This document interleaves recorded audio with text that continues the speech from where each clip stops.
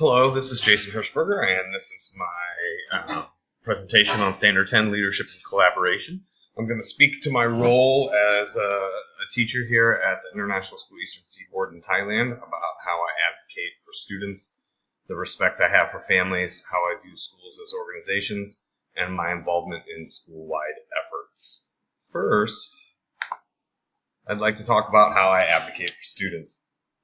First, I think the main way that I advocate for students is what happens actually in the classroom, in my classes, the way I plan my lessons, the activities that I have my students do, the way that I give them feedback, and the way that I hold them responsible for all of the work that they do.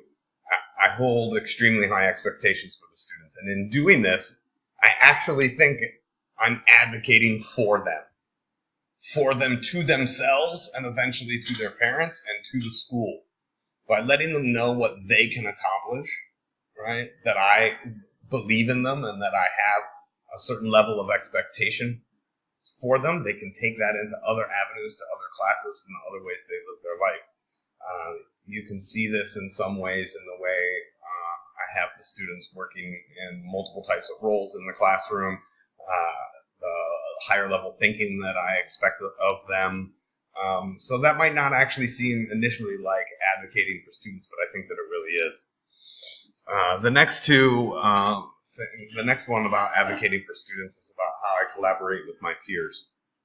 And this means that you may have noticed that the learning environment I have for my students in my rooms is one that's very peer-based as much as possible. As mature as the students can be, this is how I treat them.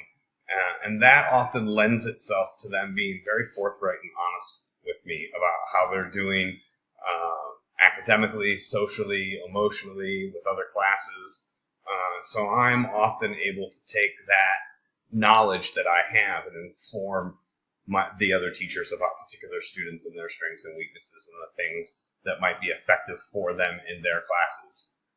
And I tend to do this either during the staff meetings that we have on Wednesdays or just going and meeting one-on-one with the teachers and letting them know what I've noticed about a particular student or even a cohort of students. And finally, another way I advocate for students is in my role as the IBDP coordinator, I meet with the grade level 11th grade cohort, the 12th grade cohort, year 1, year 2, and I do things like have them do some little informal surveys with me. What's been difficult for you? What's a strength? Where do you see something in the future? Right? And I'm able to take this again, and then when I hold my Wednesday staff meetings for the IB teachers, I'm able to give them a sense of what the students' concerns are, what their strengths are, what their weaknesses are, what they're thinking, what they want, where they'd like support, all this kind of thing. And I really think to have a successful DP program, there are two factors that play into it, and one of them is keeping a close pulse on the students and making sure that you're advocating for them within the realms of what the IB program is and the curriculum structures and being professional and all of that.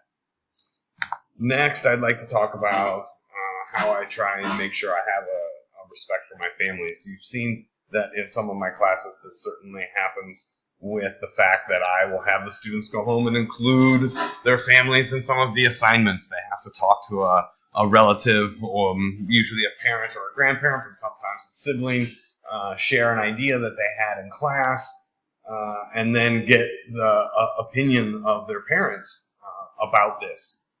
So that's one way that I've always really tried to make sure that I have like a family life involved in the student learning.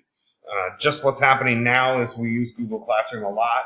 Previously, this has just been for the students to see, but I'm now inviting parents, so they'll be able to watch over, and I can leave them direct announcements with a cohort grade. I wouldn't have to send individual emails out if I didn't need to, or they can see, the type of work that the students are doing. So they will be involved in the actual classroom, teaching a little bit more now through Google Classroom. Another particular way that I feel that I take into consideration the backgrounds of my students, their family beliefs and stuff, it starts with my relationship with the students themselves.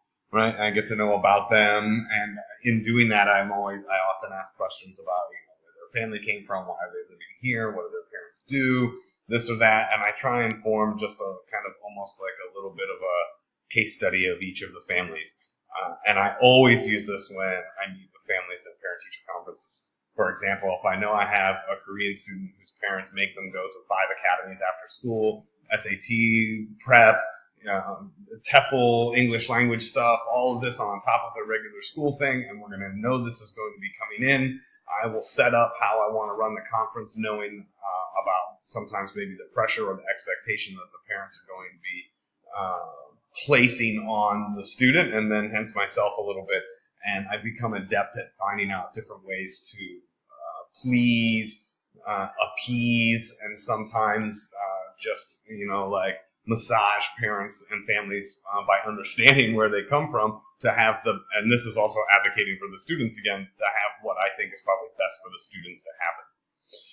I also have reached out to the parent community as more than just a teacher in my role as the IBDP coordinator. I've had 2 meetings now with different groups of families to explain the program in general, how it works at ISE, and what effects this might have on their son or daughter as they go through school here.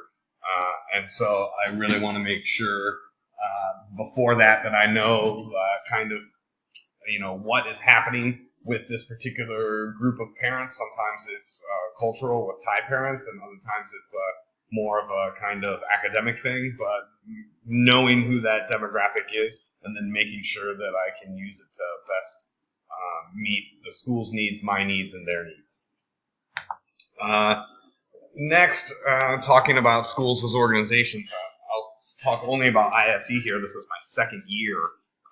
And last year I spent a lot of time figuring out what this place is, what it has been, and what kind of organization it seems to be now and what's going on. So it was a bit strange. The director of the school last year quit at the beginning of the year but stayed in her role. It meant, in one sense, there was a really lack of leadership here.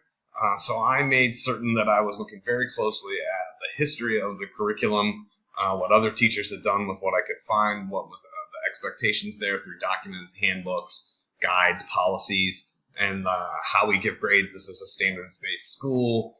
Things like the expected school-wide learning results, just all of this so that I could have a strong foundation to see how I could be a teacher here. And in one sense, all of this leads to the third point here moving forward. What really does need to happen? In doing that, I also spent time looking at how the diploma program worked here at ISE, what were its strengths, what were its weaknesses, how was the curriculum developed, all these things that were happening particular to this school.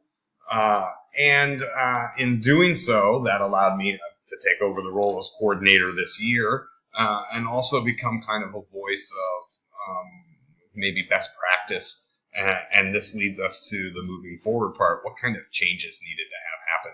And without understanding the school as an organization, where it came from historically, the cultural groups that are here, the political situation of admin relationships with students, teachers, and families, it's allowed me this year to have a much larger, stronger voice and to really feel that I can have like an organizational effect, something that is more than just my classroom, with the teachers, the admin, the families, and really needing to know about the old ISE and who did what and how they did it has helped me do that. Finally, my involvement in school-wide efforts. In my 2 years here, I've been a home-based teacher that allows me to meet with a particular cohort of students at the beginning of the day, make sure they're ready for learning, make sure they know what kind of announcements that have been released. That it's kind of like a homeroom, but with a little bit more. I've also taken over as the IBDP coordinator. I've led studies trips as a chaperone and a trip leader. I run an organization activity called the World Scholars, where a group of students goes to compete later in the school year against other schools around Thailand. And I'm also working as a group committee leader for the school improvement plan.